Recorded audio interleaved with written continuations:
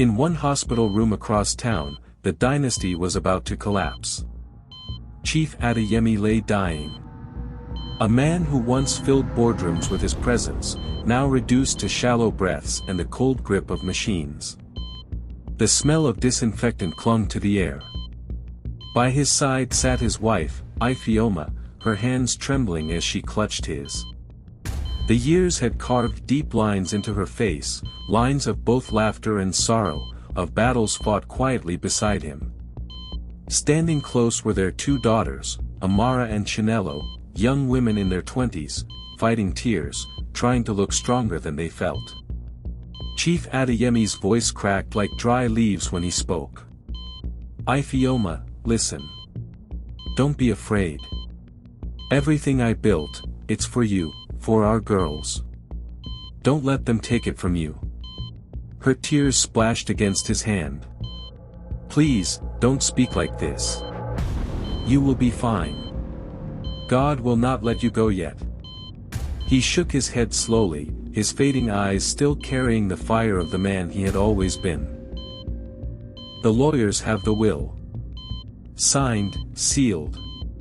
Everything belongs to you and the girls. Because you worked with me. You suffered with me. Promise me, Ifeoma. Promise you will fight. She leaned close, sobbing. I promise. A faint smile tugged at his lips, then the machines flatlined. The silence that followed swallowed them whole. The fragile thread holding his family together snapped. Weeks later, the mansion overflowed with mourners. Traditional drummers pounded out grief. White tents spread across the compound, filled with men in agbadas and women in lace. Politicians shook hands, business partners whispered, and society photographers captured the tears of strangers. At the far corner, the chief's siblings gathered. Uncle Duro, his eyes sharp as a hawk. Uncle Gboyega, whose booming voice always carried arrogance. Aunt Dupe, whose tongue was known to slice deeper than any knife.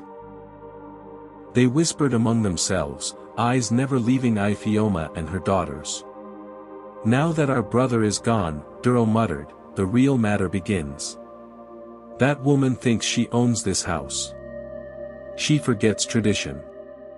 No son. No heir. She is nothing. Dupe snapped her fingers. Exactly. She should go back to her father's village. Who does she think she is, sitting like a queen? Our brother's bloodline ends with us. But they were wrong. Chief Adeyemi had already spoken, and his words had been written in stone. Days after the funeral, the family gathered in the study for the reading of the will. The mahogany table gleamed under the chandelier. The lawyer, a man with a calm dignity, cleared his throat.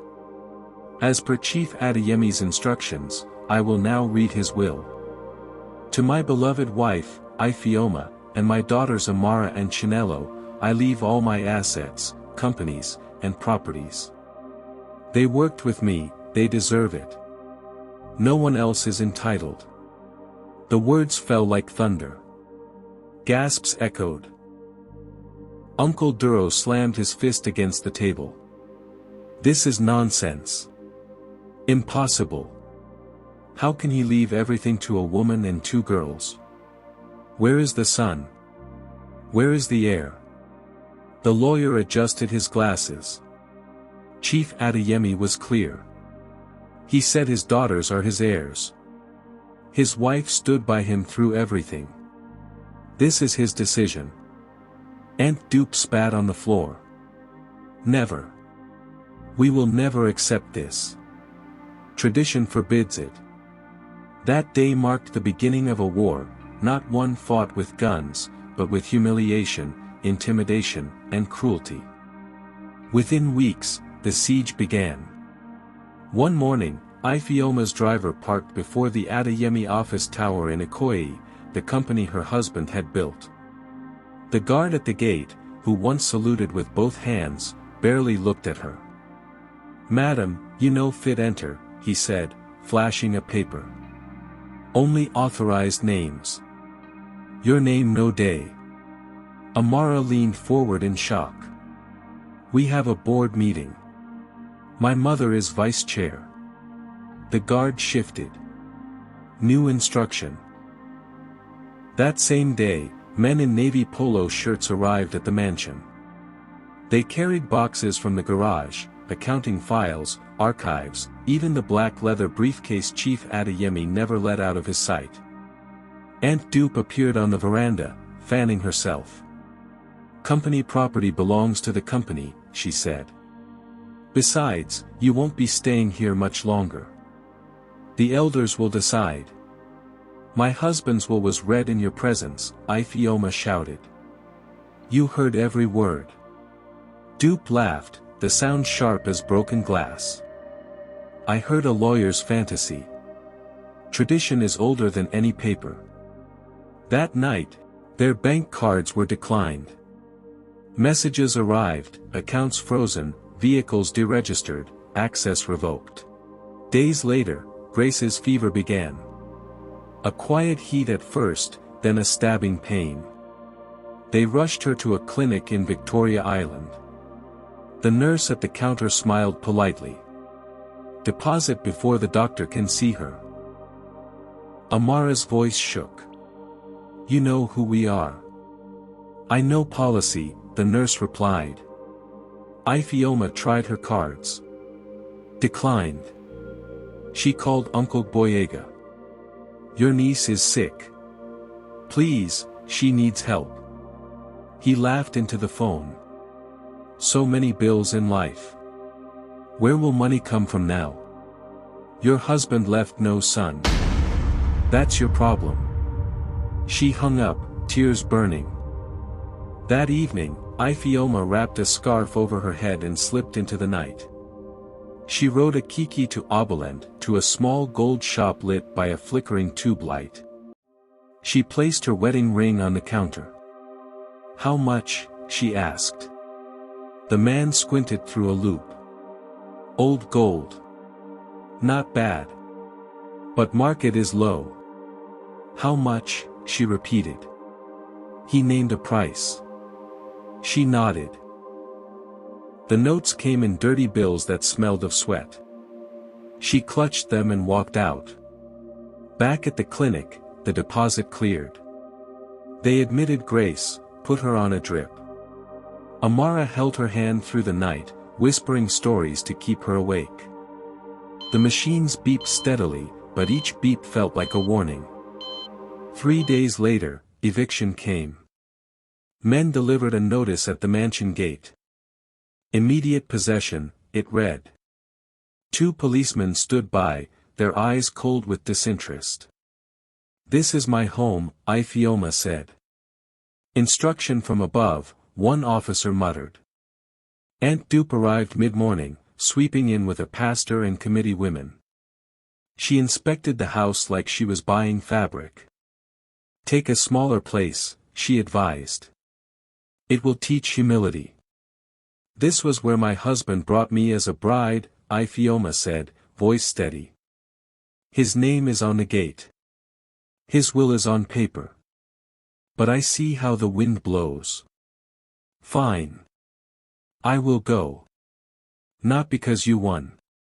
Because I must stand by my child. They left with 2 suitcases, a trunk of documents, and a framed photo of the chief. No slammed doors. No begging. Just silence, heavier than steel. The Uber radio buzzed with gossip about a billionaire family in Ikoyi, a widow, and a will. Names weren't mentioned, but Lagos knew.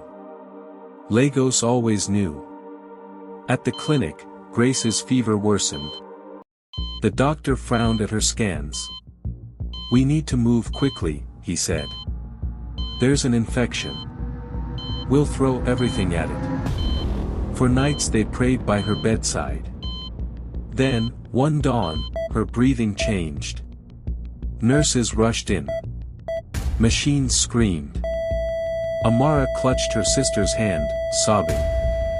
No, no, no. Please. Ifioma stood frozen, then pressed her daughter's hair back gently. You will rest now. And we will do what your father asked. The room went still. Lagos moved on outside, as though nothing had happened. Grace was buried in a small ceremony. A priest spoke softly, friends stood awkwardly, strangers pretended not to stare. At the gate, Uncle Duro arrived in spotless white agbada. He didn't offer condolences. He said, "Do not turn this into drama. Hand over the properties quietly. We will consider a stipend." Ifioma stared at him, unblinking. "You think we are fighting you?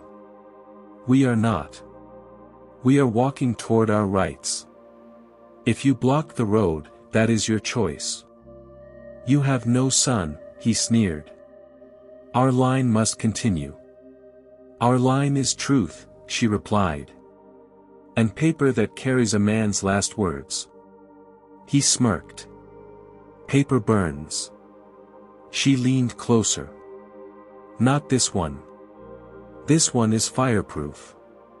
That night in their cramped Suralere flat, they opened the trunk. Inside, the certified will, contracts, bank statements, a USB drive of speeches, and a small leather diary filled with Chief's notes. Amara began a list on her laptop. Probate filing, injunctions, petitions, criminal complaints, media contacts. Ifioma placed her hand on the diary. "We rest tonight. Tomorrow, we take the step that makes them hear his voice again." The courtroom smelled of polish and sweat, ceiling fans groaning as they pushed warm air in slow circles. Lawyers shuffled papers, their black gowns stiff and formal, their voices hushed. To many, they were already defeated. A widow without a son, a girl barely into womanhood, what could they possibly do against the Adeyemi men? At the opposite table sat Duro, Boyega, and Dupe, their faces drawn into masks of pride. Their lawyer, a smooth man with a practiced smile, rose with arrogance dripping from his voice. "My lord," he began, "this will they bring forward cannot be admitted as valid. Our late brother, Chief Adeyemi, though a man of stature, was not in sound mind during his last days. We will prove that undue influence was exerted on him. This so-called will must be discarded." Gasps rippled through the court. The accusation was venom, aimed directly at Ifioma. Amara's fists clenched, her knuckles white. She wanted to scream, but her mother's hand pressed lightly against hers, a silent command to endure. The Adeyemi lawyer spread the will on the bench, his voice steady. The chief signed this will while lucid. Witnesses were present. It was stamped, sealed, and filed. To suggest otherwise is to insult the memory of a man who commanded this city's respect. The judge, his robe heavy with authority, cut through the noise. "Enough. File your submissions. This court will not be turned into a marketplace." The session ended in adjournment. Outside, cameras flashed, reporters swarmed. A microphone was shoved in Ifioma's face. "Madam, how do you respond to claims of undue influence?" She stood tall, her voice calm but unyielding. "My husband's words are his words. I have nothing to add." The clip played on evening news, replayed across channels. Online, debates erupted. Rain hammered Lagos, thunder rolling across the sky.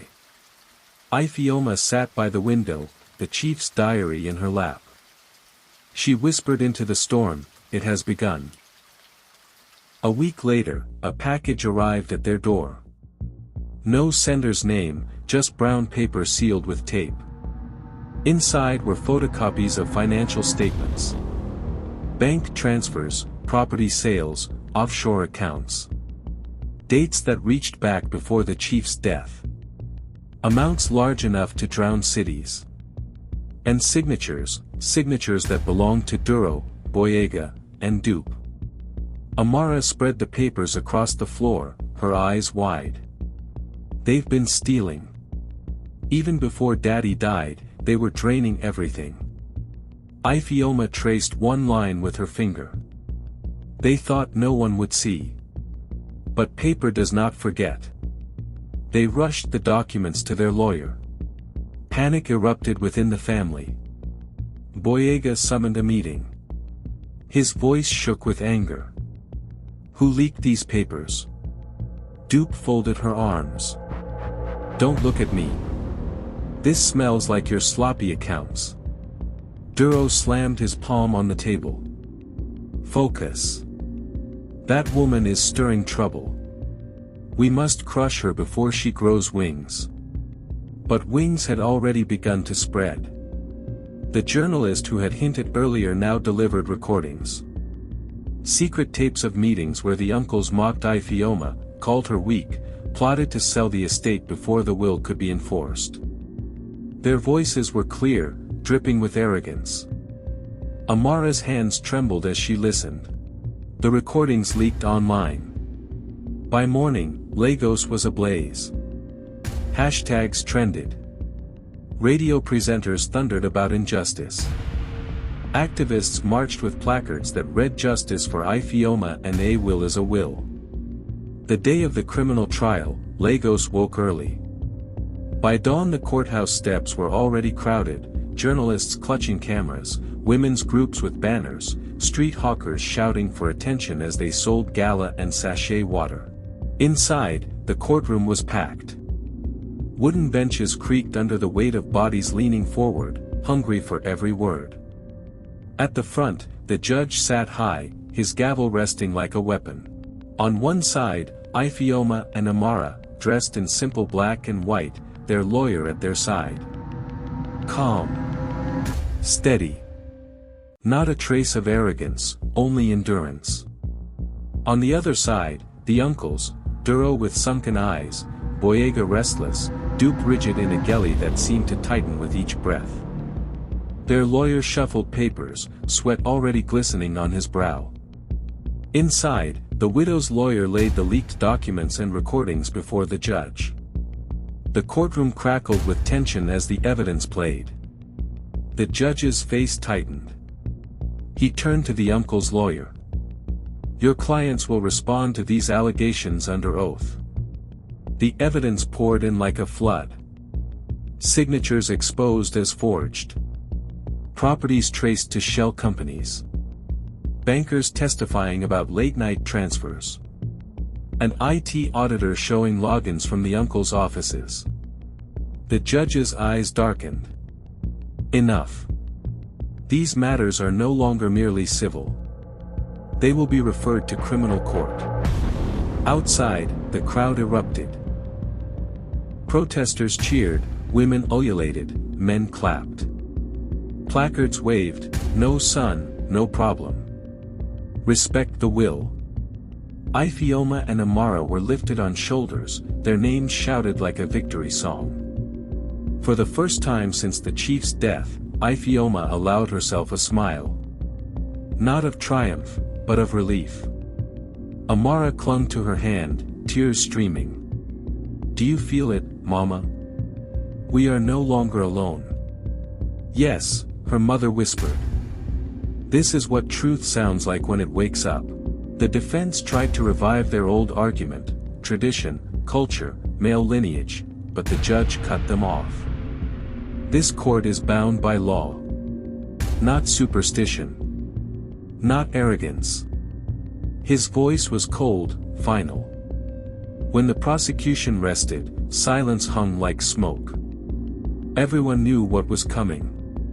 The judge's voice carried no emotion as he read, the will of Chief Adeyemi remains valid.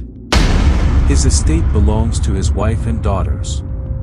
The defendants are guilty of fraud, forgery, and misappropriation. Restitution is ordered. Assets frozen. Sentences attached. The defendants are barred from holding directorships. Gasps filled the room. Some clapped, others sobbed. The uncles sat frozen, their legacy shattered. Outside, the crowd erupted. Drums beat, women danced, chants of justice. Justice rose like a tide. Reporters rushed forward, cameras flashing. Ifeoma raised her hand, not in triumph, but in steadiness. Truth does not shout, she said. Truth stands. That night, for the first time since her husband's death, Ifeoma's back straightened fully. She looked at Amara. Your father asked me to fight. And now Lagos fights with us. That evening, the gates of the Ikoyi mansion swung open. Guards who once turned their backs now saluted. Staff who had abandoned them returned, heads bowed. Ifeoma walked through the grand halls slowly, deliberately, her footsteps echoing. Amara placed her father's portrait back on the piano. We're home, she said. For the uncles, each day was disaster. Arrest warrants loomed. Assets were frozen. Their businesses crumbled. Some served sentences. Some slunk into exile. Some tried to reappear in polite society, but their names drew only cold stares. Invitations never came. The dynasty had shifted. The Adeyemi name no longer belonged to them, it belonged to the women they tried to erase. The Adeyemi women had become more than survivors. They had become symbols. A reminder that inheritance is not about sons, but about dignity. A warning that greed has limits. A lesson that truth, though delayed, never disappears. Property can be stolen. Friends can vanish. Family can betray. But truth waits. Sometimes it hides in silence. Sometimes it hides in paper. But when it speaks, no hand can bury it. To every widow told she is nothing. To every daughter told she is not enough. Stand. They may strip you of comfort. They may laugh at your tears. But they cannot take your dignity unless you hand it to them. Justice is slow, but it comes. And when it comes. Thank you for following this story. What lessons do you learn from the story? I will love to read your comments in the comments section. Give this story a thumbs up and please subscribe to this channel if you have not done that. I believe this story might save one or two people. Don't just watch, share this story with your loved ones. If you want more stories of courage, betrayal, and justice that shakes the ground beneath the powerful, don't just watch. Subscribe now, and let the voices that matter never be silenced.